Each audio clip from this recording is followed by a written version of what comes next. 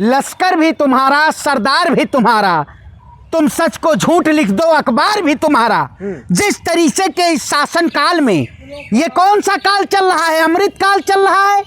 लेकिन भारतीय जनता पार्टी के कहती है कि अमृत काल है। अरे भाई, मुगल काल तो नहीं चल रहा है। पत्रकार बताओ, मुगल काल चल रहा है, अमृत काल चल रहा है? बताओ।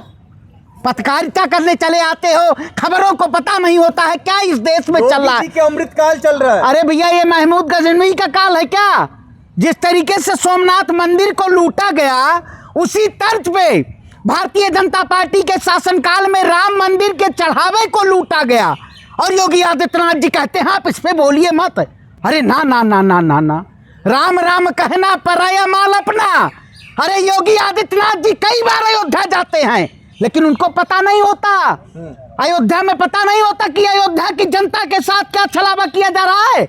योगी आदित्यनाथ जी को भी सबसे बड़ा डर है।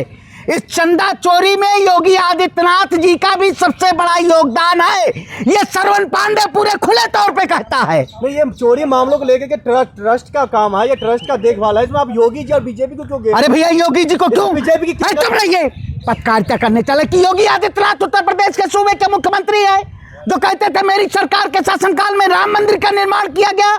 अरे राम भक्त के अनन्य भक्तों को जिस तरीके से इस सरकार ने कहीं ना कहीं उनको दबाने का काम किया, राम भक्तों के नाम को कौन बदनाम कर रहा है? ट्रस्ट क्या बीजेपी चला रही है? ट्रस्ट भैया बीजेपी। अरे भाई, ट्रस्ट में जो सदस्य हैं, जो सदस्य हैं, वो सब बीजेपी के लोग हैं। चंपत राय कौन है वो लोग? अरे चंपत राय कौन है? चंपत राय। अरे राम नाम की लूट है, लूट सको तो लूट लो। है राम के नाम को लूटा आपने। जिस तरीके से चुनाव में जिस तरीके से आपने सत्ता पाई, राम के आधार पे आपने सत्ता पाने का काम किया। राम के आधार पे सिर्फ और सिर्फ ये सरकार इस देश की जनता के साथ अन्याय चाह रही है। आज बताइए, आज तक इतने कहा, योगी आदित्यनाथ जी ने कहा एसआईटी गठन होगा। अरे एसआईटी गठन से क्या, पानी दूध का दूध, पानी का पानी ऐलान होगा? ये जिम्मेदारी लेते हैं योगी आदित्यनाथ जी। उस चंदा चोरी में योगी आदित्यनाथ भी सम्मिलित है। तो फिर वो जांच क्यों करवाएंगे? वो भी अरे भैया, इससे पहले मैं कहता हूं, बिहार में एक इनकाउंटर हुआ है, सीबीआई जांच क्यों नहीं होता? सीबीआई जांच होना चाहिए, नहीं हो रहा है। सीबीआई जांच भरत तिवारी का क्यों नहीं हो रहा है? मामला है आप राम मंदिर का और आप चले गए भरत। अच्छा, मतलब मुद्दा देश में मुद्दे हैं और प्रधानमंत्री राहत कोष का सवाल ना पूछे। प्रधानमंत्री राहत कोष का पैसा कहाँ गया है? राम मंदिर का मतलब आपका जो एजेंडा चले, उसी एजेंडे पे मैं चले। राम के नाम पे जिस तरीके से इस सरकार, मुख्यमंत्री बोल रहे हैं कि सबूत है तो सबूत लाके हमारे पास लाइए, हम दोषियों को पकड़ेंगे। बिल्कुल। देखिए, मैं कहता हूं, आप बताइए, जिस तरीके से चंपत राय ने जिस तरीके से इस देश के राम भक्तों के साथ जो चंदा चंपत करने का काम किया, उसकी पूरी तरीके से जिम्मेदारी योगी आदित्यनाथ जी को लेनी चाहिए। और मैं कहता हूं, उसमें सबकी गिरफ्तारी होनी चाहिए। जो नाम आ रहे हैं, ये पूरी तरीके से 200 करोड़ से ज्यादा चंदा चढ़ावे का जिन राम भक्तों ने अपना दान किया, जिन राम भक्तों ने, कई ऐसे लोगों ने चांदी के मुकुट, चांदी के कई ऐसे चांदी के लोगों ने उन्होंने दान करने का काम किया। जो लोग दान किए हैं वो लोग स्वयं खुलासा कर रहे हैं, आखिर जो हमने चंदा दिया वो चंदा गया कहां? ये देश के राम भक्त इसका जवाब मांग रहे हैं, इसका जवाब देना होगा। राम के नाम पे ये चंदन की अस्मिता को अगर कोई मिटाएगा तो हम बर्दाश्त नहीं करेंगे। हमारे राम की आस्था के साथ जो खिलवाड़ करेगा, हम बर्दाश्त नहीं करेंगे। एसआईटी गठन के जरिए जितने आरोपी हैं, मैं कहता हूं सबसे पहले चंपत राय को गिरफ्तार करना चाहिए, क्योंकि उन्होंने जिस तरीके से जमीन का घोटाला किया, राम मंदिर के जमीन का घोटाला किया, इसका पूरे जिम्मेदारी लेनी चाहिए और ऐसे लोगों के साथ कार्रवाई होनी चाहिए। योगी आदित्यनाथ जी महीने में एक बार अयोध्या जाते हैं, लेकिन क्या आपने देखा, जब मुद्दा उठ गया तब ये सरकार दबाना चाहती है। अब ये मुद्दा दबे न नहीं, राम मंदिर का मुद्दा, ये सरकार ने पूरी तरीके से जिस तरीके से लूटने का काम किया है, ऐसी लुटेरी सरकार और ये डकैती डाली है इस सरकार ने। ये डकैत लोग हैं, चुप रहिए। ये राम के घरों में डाका डाला है इन्होंने। ऐसे डकैतों के खिलाफ बर्दाश्त नहीं किया जाएगा। लग रहा राम भक्त चोरी कर सकते हैं, चंपत राय जैसे राम भक्त हैं? अरे भाई, राम भक्त, अब मैं सीना चीर के दिखाऊं, बजरंगबली हो गया हूं। अरे आप तो फर्जी ब्राह्मण है, आप तो फर्जी राम भक्त। अरे आप कहोगे हम पाकिस्तान से आए हैं, हाँ, यूरेकेशिया से आ गए हैं हम। आप लोग कहोगे कुछ दिन बाद यूरेकेशिया से आ गए हैं लोग। सच है, अगर सच की आवाज उठाते हैं, अगर सत्ता से सवाल पूछते हैं कि दूध का दूध पानी का पानी है, अरे वो सरयू माँ की अमृत अविरल धारा जो अयोध्या में बहती है उसका इन्होंने कहीं ना कहीं नाश करने का काम किया है। ये नाश योगी लोग हैं जो कहते हैं योगी आदित्यनाथ जी कर्म योगी हैं। अरे भाई वो कर्म योगी नहीं है, वो धर्म के ढोगी हैं, वो धर्म के धंधा करने वाले लोग हैं। ये जो धर्म के व्यापारी हैं, राम के व्यापारी हैं, इनको सीधे फांसी की सूली पे चढ़ाना चाहिए। जिन जिन लोगों ने हमारे साथ, हमारे भगवान राम के साथ, हमारे राम मंदिर के साथ, जिन लोगों को राम मंदिर ने चढ़ावे को लूटने का काम किया है। अपराधी है इसलिए एनकाउंटर कर दिया गया। देखिए बिहार में जो सरकार ढिंढोरा पीटती है, जो कहती है बिहार में सुशासन की सरकार है, बिहार में पूरी तरीके से पुलिसिया गुंडा तंत्र चल रहा है और सम्राट चौधरी उस गुंडा के सबसे बड़े सरगना हैं।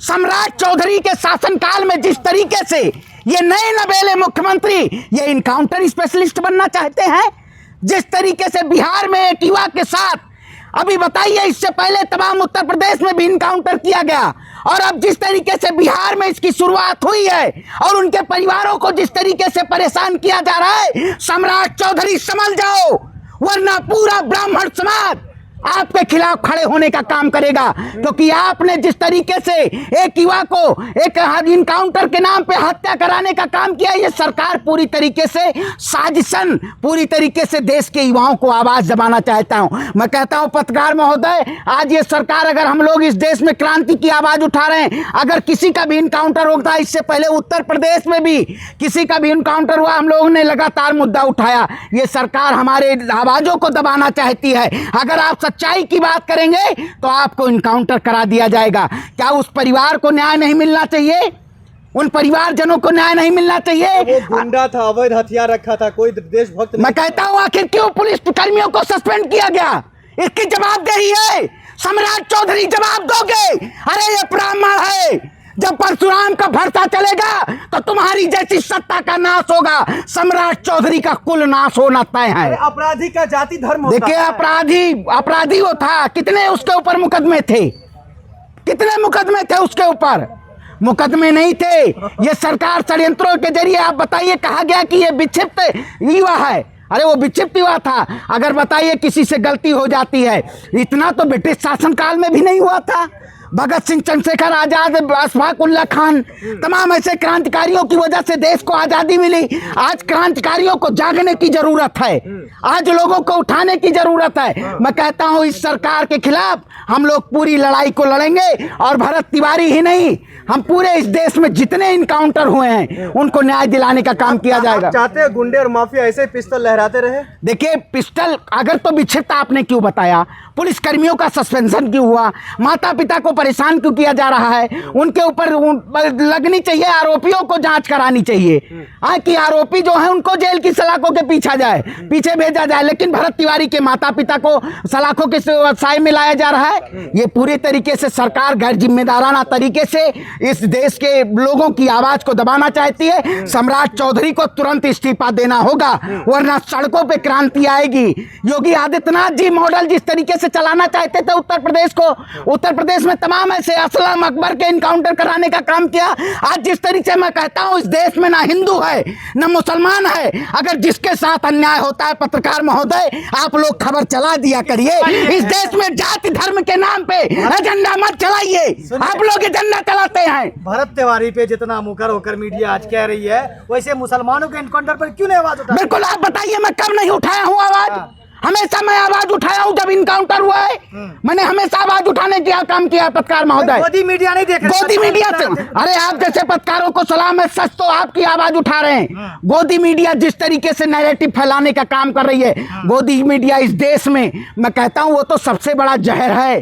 वो अफीम की खेती है, उनके पास नशा है। जो नशा चरस का दिया जाएगा या अफीम का दिया जाएगा या गांजे का दिया जाएगा, इस देश की मीडिया को वही सिर्फ और सिर्फ पता है। मैं कहता हूं किसी के साथ भी अन्याय हो आवाज़ उठनी चाहिए और ये पूरी तरीके से हम लोग मांग करते हैं कि भरत तिवारी के परिवार के साथ जो अन्याय हुआ है उसकी सीबीआई जांच हो और सम्राट चौधरी इसको इस्तीफा दें। आप बताइए एक सम्राट चौधरी कौन है? ये तो सबसे बड़ा माफिया मुख्यमंत्री है, हैं। अरे सबसे बड़ा गुंडा है। बिहार की जनता के अरे बिहार कोई नहीं चाहता है, ये तो कहीं न पहचान भारतीय जनता पार्टी किस किस के जान पड़ो जाहिलों को मुख्यमंत्री बना देती है, शासन चलाने का लूर नहीं और आ रहा है मुख्यमंत्री बनने। ये सिर्फ लेकिन वो तो लगातार सम्राट चौधरी कहते हैं मैं कसम खा लिया हूँ एक भी गुंडे और माफिया को नहीं छोड़ूंगा। देखिए मैं कहता हूँ जब सत्ता में ही गुंडा कोई बैठ जाए। कौन गुंडा? अरे भरत तिवारी गुंडा था, आतंकवादी था। सम्राट चौधरी गुंडा है, हाँ गुंडे हैं बिल्कुल। आप बताइए जब पुलिस के हाथों में आपने सत्ता दे दी है, मतलब गोलियों से न्याय होगा, गोलियों से न्याय किया जाएगा। आप कोई भी आवाज उठाता है देश में उसका इनकाउंटर करा दीजिए। पहले पीछे तो बताइए कि ये पागलपन का है, उसके बाद इनकाउंटर करा दीजिए। ये लोग सच्चाई की क्रांतिकारी की आवाज दबाना चाहते हैं। हम भरत तिवारी जैसे और तमाम ऐसे भगत सिंह बनेंगे और इस देश में न्याय दिलाने का काम करेंगे, हिंदू मुस्लिम एकता की सबके भाई की मिसाल बनने का काम करेंगे। और ये जो सच की आवाज है ये दबेगी नहीं, इंकलाब का नारा बुलंद होगा और इस देश में क्रांति आएगी। सम्राट चौधरी इस्तीफा दो। लेकिन सवाल यह है अगर बिहार सरकार मुर्दाबाद, चुप रहिए, बिहार सरकार मुर्दाबाद। अगर भरत तिवारी सही है तो उनके पिता और चाचा पर एफआईआर दर्ज क्यों हुआ? बिल्कुल मैं कहता हूं सच में, मैं पूरी जिम्मेदारी के साथ कहता हूं, इसमें पूरी तरीके से सम्राट चौधरी का पूरा योगदान है और सम्राट चौधरी को इस पे इस्तीफा देना चाहिए। वो जो बिहार का दर्ज उनके परिवार पर क्यों हुआ अगर वो सही है तो? मैं कहता मतलब गलत है भरत तिवारी? नहीं देखिए गलत मैं कहता हूं, ये सरकार अगर मैं आंदोलन कर रहा हूं, अगर मैं आंदोलन कर रहा हूं तो हमें कह दिया जाएगा कि ये लोग सबसे ज्यादा अपराधी हैं। अगर आप देश की आवाज उठा रहे हो तो उन लोगों को आरोपी कह दिया जाएगा। ये पूरी तरीके से निराधार है, ये जांच होनी चाहिए, इसकी सीबीआई जांच होनी चाहिए और उस परिवार को न्याय मिलना चाहिए।